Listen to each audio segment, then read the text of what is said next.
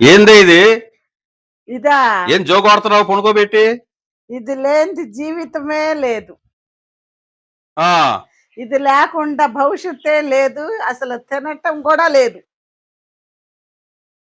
ఇదే ఏంది? నాకు ముఖ్యమైనది నా జీవితంలో. ఏంటిది అంత ముఖ్యమైంది? ఇది. ఓస్.